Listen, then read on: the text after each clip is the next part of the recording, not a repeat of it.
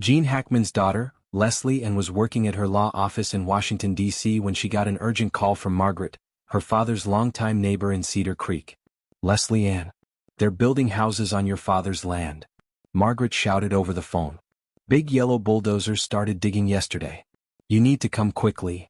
Leslie didn't believe it at first, thinking maybe some workers had accidentally crossed property lines. But Margaret explained that a group called Liberal HOA was planning to build 96 luxury homes on the eastern field, land that Gene Hackman had left to Leslie when he died 1 month ago on February 18. Without wasting time, Leslie packed a small bag, canceled her meetings, and drove 5 hours from D.C. to Cedar Creek. When she turned onto the familiar dirt road leading to her father's property, she was shocked by what she saw. Construction equipment was everywhere. Dust filled the air. A large sign read, "Liberal East, 96 luxury homes starting at $450,000. Workers were already preparing foundations for houses. Leslie parked her car and approached a woman in a white blazer who seemed to be in charge. Her name badge said, Patricia Wilson, HOA President. "This is my father's land," Leslie said firmly. Patricia barely looked at her. "We have all the necessary permits, Ms. Hackman. This land belongs to the Cedar Creek Progressive Homeowners Association now." "That's impossible," Leslie replied. "My father never sold this land. I inherited it after his death." Patricia ignored her concerns and handed her a business card. "Contact our legal department if you have questions." As Leslie watched the bulldozers tear up the wetlands her father had loved and protected for decades, she knew she wouldn't give up without a fight. Her father, the legendary actor Gene Hackman, would have expected nothing less. Leslie went to her father's house. It was quiet now without him. She could still smell his pipe tobacco, which made her sad. Margaret had told her that Gene was very angry when HOA people came with measuring tools before he died. "He told them to leave his land alone," Margaret had said. Leslie went to her father's office where he kept all his papers. She started looking through his desk drawers. She checked letters, bills, and notebooks. Everything was neat like her father liked, but she couldn't find anything about selling land to the HOA. After looking for hours, she almost gave up. Then her foot hit a loose board under the desk. She knelt down and lifted it up. Under the floor was a metal box. Inside she found the land deed, her father's will, and old maps from 1910. She also found a letter to her in her father's handwriting. The letter said, "Leslie, if you're reading this, someone wants to take our land. Don't believe them. They've tried to make me sell for years. I never signed any papers. Look at the old 1910 map for proof." Leslie looked at the old map. It showed that her father's land was 280 acres, not 200 acres like on newer maps. The east side of the property went much further than what she saw today. It included not just the area where the HOA was building 96 homes, but also land where they had already built a clubhouse and about 20 homes years ago. She also found notes her father wrote about people trying to buy parts of his land. June 15, 1992, they wanted to buy the east wetlands. I said no. April 3, 1997, county people wanted to change boundaries. I didn't sign, but later I found changed papers at the courthouse. Leslie now knew the truth. Her father hadn't sold the land. Someone had changed the property lines without his permission. "I'll fight for your land, Dad," Leslie said quietly. The HOA thought they had legal right to build houses. But they didn't know Gene Hackman had saved evidence of their tricks. Now his daughter was ready to use it against them. Leslie knew she couldn't fight the HOA alone. First, she called Walter Green, a local lawyer her father had worked with for years. "Walter, it's Leslie and Gene Hackman's daughter. I need your help. The Liberal HOA is building houses on my dad's land." "Leslie, I'm sorry about your father," Walter said. "What happened with the land?" Leslie explained everything, the construction, Patricia Wilson's confidence, and the evidence she found in her father's metal box. "I have the original survey from 1910 and Dad's notes about people trying to change the boundaries." "Send me those documents now," Walter said seriously. "If you're right, this isn't just a land dispute, it's fraud." Leslie took photos of the papers and emailed them to Walter. Then she drove to his office 10 minutes from her father's house. Walter, a man in his 60s with thick glasses, studied the maps carefully. "By these surveys, your land is 280 acres, not 200. The new homes and part of the existing HOA are on your property. Dad never signed anything to sell or change boundaries," Leslie said. Walter nodded. "We need to stop construction right away. I'll file for an emergency court order. But the HOA has money and friends in the county offices. This won't be easy. Leslie smiled. I'm Gene Hackman's daughter. I don't scare easily. Next, Leslie needed allies in the community. She called Margaret and asked, "Do you know others who've had problems with the HOA?" "Many people," Margaret said. "The Johnsons got fined $200 for putting up an American flag. The Patel family lost their vegetable garden because it didn't look nice. Everyone is afraid of Patricia Wilson." Leslie started meeting these families one by one. First was David Johnson, a veteran living down the road. He opened his door and immediately recognized her. "You're Gene's daughter. I'm sorry for your loss." "Thank you," Leslie said. "I hear the HOA gave you trouble about your flag." David's face turned red with anger. "Fined me $200, then raised it to $500 when I complained. I fought in Vietnam for that flag, but I couldn't afford to pay, so I took it down." Leslie showed him the 1910 survey. "This land, including your house lot, is legally mine. Patricia Wilson is building on stolen ground." David studied the map. "If this is true, I'll stand with you." Next were the Patels, a family 2 blocks away. Mrs. Patel welcomed Leslie into their home. "We grew vegetables in our backyard, tomatoes, peppers, herbs from India," Mrs. Patel explained. "Patricia said it didn't look nice and fined us $300. Then she sent workers to dig up everything while we were at work. They had no right to do that on my land," Leslie said firmly. "Will you join me in fighting them?" Mrs. Patel nodded, hope in her eyes. By evening, Leslie had spoken with 8 families who had similar stories. All were willing to stand with her against the HOA. Walter called with good news. "The emergency order is approved. Construction must stop within 48 hours until the court reviews the case." "Thank you, Walter." "Be careful, Leslie. Patricia Wilson won't give up her power easily." Leslie knew Walter was right. The HOA would fight back hard, but now she had evidence, legal help, and community support. The battle was just beginning. As Leslie expected, Patricia Wilson and the HOA fought back quickly. The morning after the court order stopped construction, Leslie turned on her kitchen faucet to make coffee, but only a few drops came out. Her water had been cut off. She called the water company right away. "There's an emergency maintenance issue," the service rep told her. "We don't know when it will be fixed." An hour later, a man in a uniform came to her door with a paper. "You're being fined $500 for improper parking," he said. Leslie looked at the ticket in disbelief. "I'm parked in my own driveway." The man shrugged. "Progressive HOA says this is a common area road. I'm just delivering the notice." Her phone rang with an unknown number. It was Patricia Wilson. "Good morning, Leslie," Patricia said in a smooth voice. "Enjoying your day? Back off or you'll lose more than just water." "You have no right to cut my water or fine me on my own land," Leslie said angrily. "County records say that road is ours," Patricia replied. "You don't stand a chance, Hackman." She hung up. Later that day, Leslie's electricity went out too. When she called the power company, they said it was another emergency maintenance order. That afternoon, as Leslie used bottled water to make tea, a white SUV with HOA security on the side parked at her farm. A man stepped out and handed her another paper, a lawsuit from the HOA claiming she forged documents and damaged their reputation. They were asking for $50,000. Leslie called Walter immediately. "They're suing me for forgery," she said. "Good," Walter replied. "This shows they're getting desperate. Our injunction is working, construction has stopped completely." But the pressure from the HOA continued. The next morning's local newspaper, the Cedar Creek Gazette, had a front-page story, "Gene Hackman's daughter accused of forging documents to block community development." Leslie knew Patricia had friends at the newspaper. The story was full of lies, claiming Leslie was trying to block progress in Cedar Creek. When Leslie tried to leave her house to meet Walter, she found large concrete blocks blocking her driveway. A security guard stood nearby. "This road is closed for safety reasons," he said flatly. Leslie was trapped on her own land. She called the sheriff's office, but they refused to help. "It's a civil dispute," they said. "We don't get involved." Patricia was using her connections. Margaret had told Leslie that Patricia's husband played golf with County Commissioner Harris, and Sheriff Evans was their close friend. Leslie's phone rang again. Patricia Wilson. "Good morning, Leslie," she said sweetly. "Like the new arrangements? Back off or your father's farm will be ash by week's end." "You're threatening me on my own land," Leslie said. "No," Patricia laughed. "I just control what's HOA property like your road, power, and water. You've got no chance." Leslie hung up, her hands shaking with anger. Patricia was trying to force her to give up by cutting off basic needs and blocking her in. She called Walter again. Patricia has blocked my driveway, cut my utilities, and is spreading lies in the newspaper. She's playing dirty, Walter said. But we need more evidence to win in court. Keep looking through your father's papers.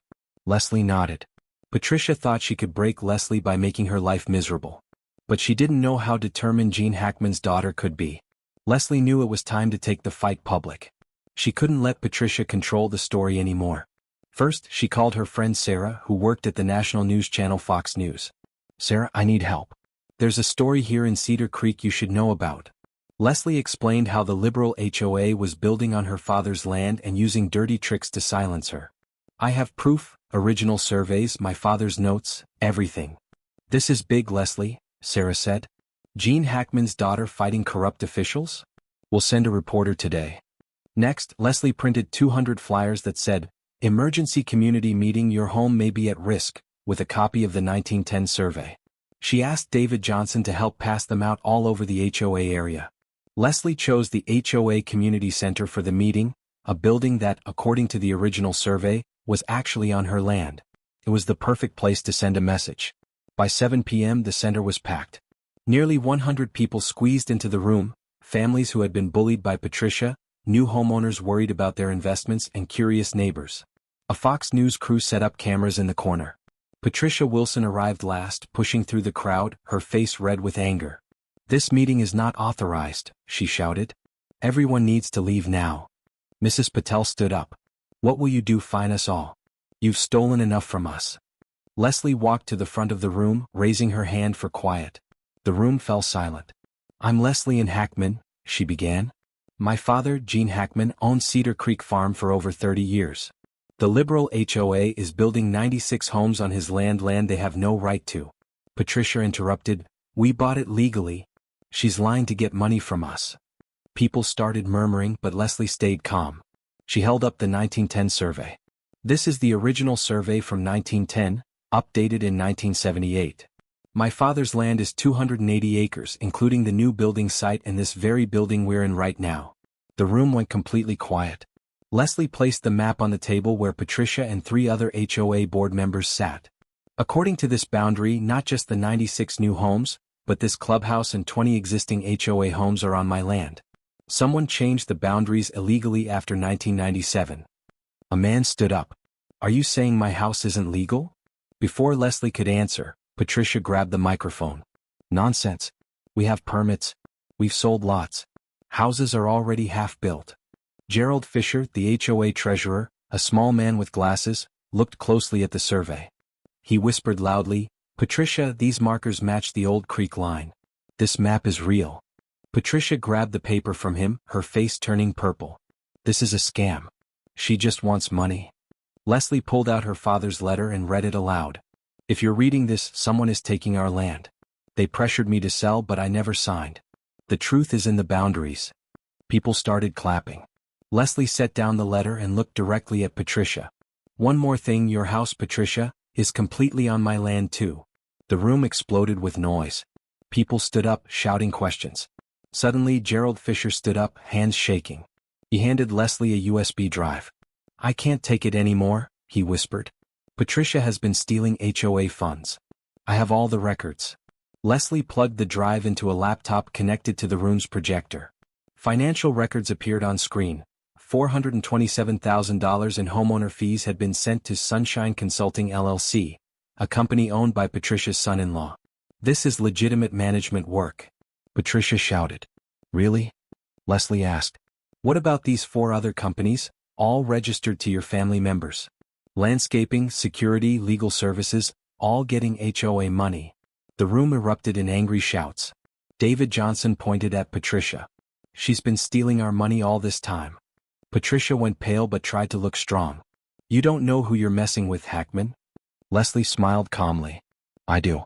6 fake companies, $16 million borrowed against stolen land, county officials hiding approvals. My father wrote it all down. 2 police officers walked in. Walter had called them after seeing Gerald's financial records.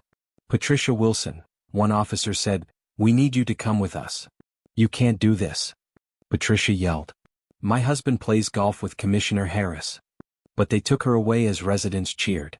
As people left, a young woman named Rachel approached Leslie. I just bought a lot in the new development.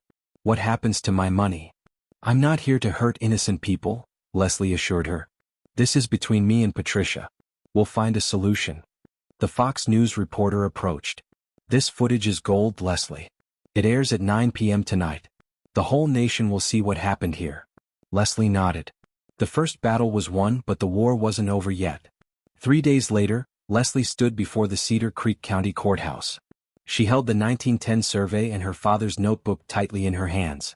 Patricia Wilson walked in wearing an expensive gray suit. She had 3 lawyers with her. She looked confident, but Leslie could see worry in her eyes. The courtroom was packed. David Johnson, Mrs. Patel, and many other HOA residents filled the seats. They wanted to see justice done. The Fox News crew set up cameras in the corner. Judge Martinez called the court to order. Case number 2025 CV 142, Hackman v. Progressive Homeowners Association. Let's begin. Walter spoke first. Your Honor, we have the original 1910 and 1978 surveys proving that the Hackman family land is 280 acres, not 200. This includes the new construction site and part of the current HOA. The boundaries were changed illegally in 1997 with Gene Hackman's forged signature. Walter held up the notebook. These records show that Commissioner Harris and Sheriff Evans took bribes from Patricia Wilson to hide documents. Patricia jumped up. That's all made up, she shouted. The judge told her to sit down. Patricia's lawyer argued next. Your Honor, Progressive HOA has valid permits. We've invested millions. Ms. Hackman just wants to ruin our community. Walter showed Gerald's financial records on a screen. $427,000 in resident fees went to Sunshine Consulting LLC, owned by Ms. Wilson's son-in-law. This is clear evidence of embezzlement. Gerald sat in the back row looking down. I kept track of it all, he said quietly. Patricia made me hide the numbers. The hearing lasted 3 hours. Finally, Judge Martinez made his decision. The court recognizes the 1910 boundary. This land belongs to Leslie and Hackman. Progressive HOA must stop all construction on the disputed area permanently. The embezzlement case will be handled by the police. Patricia's face went white. Her lawyer whispered to her, but she didn't argue. She knew she had lost. Outside, residents cheered. Mrs. Patel hugged Leslie. You did it. Patricia can't hurt us anymore. Patricia didn't fight anymore. 2 days later, the police announced she had taken a plea deal on the financial fraud charges. She would pay a large fine but avoid jail time. Commissioner Harris and Sheriff Evans were suspended while the bribery claims were investigated. Fox News reported, Gene Hackman's daughter defeats land grab scheme, justice prevails.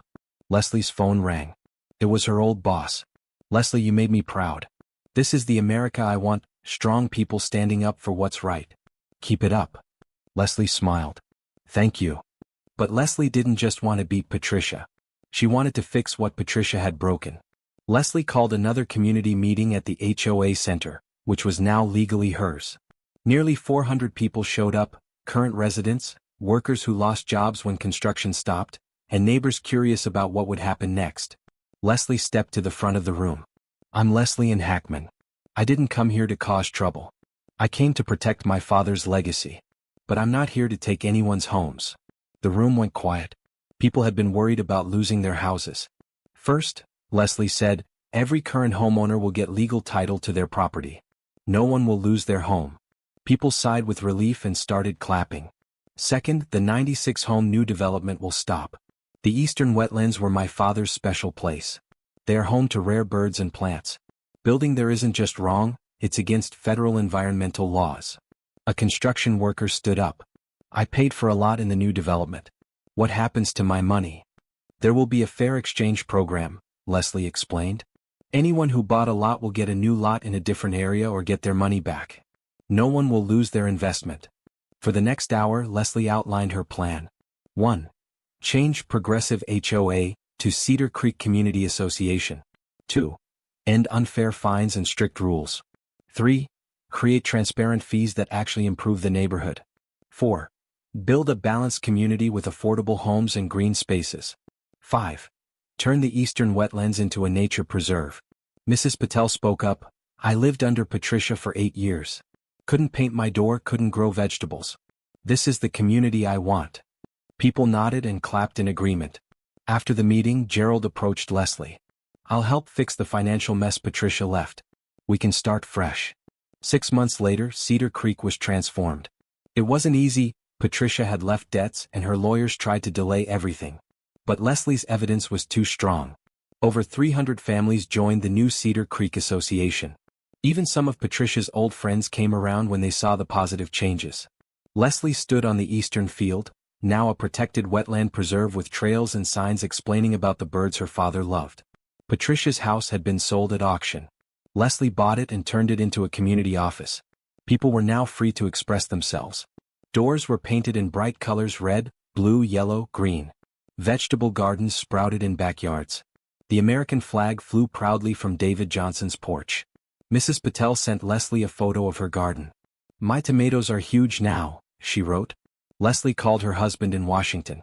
Bring our son up this weekend. Everything's settled now. I saw it on Fox News, he said. You're a hero there. I'll bring the camera. Our boy needs to see what you've built. Leslie sat on her father's porch, watching children ride bikes past colorful houses. The old rules that Patricia enforced were gone. The eastern wetlands were now protected forever, just as Gene Hackman had wanted. A year ago, bulldozers were tearing up this land. Now it was a thriving community where people respected each other and the environment. Leslie pulled out her father's last notebook. On the final page he had written, "They want the wetlands, but I won't sell. Leslie, if you read this, hold on to this land, not just for me but for this place and its future." Leslie smiled, looking at the preserve named after her father. The Gene Hackman Wetland Preserve would protect the birds and plants he loved for generations to come. I did it, Dad, she whispered. I pulled the strings of your trap and saved your legacy. The story of Leslie and Hackman's fight against the Liberal HOA reveals important lessons about standing up for what's right. First, Leslie showed that one person with truth and determination can challenge powerful corruption. When she discovered the HOA building on her father's land, she didn't give up even when facing threats, utility shutoffs, and legal attacks. Her persistence paid off. Second, evidence matters. Leslie didn't just make claims, she found concrete proof through her father's hidden documents. The original 1910 survey, her father's notes, and Gerald's financial records were key to winning both in court and in public opinion. Third, building community support is essential. Leslie didn't fight alone. She reached out to others hurt by Patricia, David Johnson, the Patel family, and many more. Together, they were stronger than any individual could be. Fourth, fair solutions work better than revenge. After winning, Leslie didn't evict homeowners or seek to punish everyone. She created a system where current residents kept their homes, buyers didn't lose money, and the community could heal. Finally, honoring legacy means more than just winning. Leslie protected the wetlands her father loved, creating the Gene Hackman Preserve. She understood that the fight wasn't just about property rights but about preserving something meaningful for future generations. The Liberal HOA built 96 homes on Gene Hackman's land, thinking they could get away with fraud and corruption. Instead, they fell right into the trap he had set years before, evidence carefully preserved for his daughter to find when needed. Patricia Wilson and her allies had money, connections, and local power. But Leslie and Hackman had something stronger: truth, community support, and her father's legacy guiding her. In the end, Cedar Creek transformed from a place of fear and control to one of freedom and respect. Doors painted in bright colors, gardens growing freely, and protected wetlands all stood as symbols of what happens when people stand together against corruption. As Leslie watched children playing near the preserve, she knew her father would be proud. The trap had worked perfectly, and his land was now safe in his daughter's capable hands.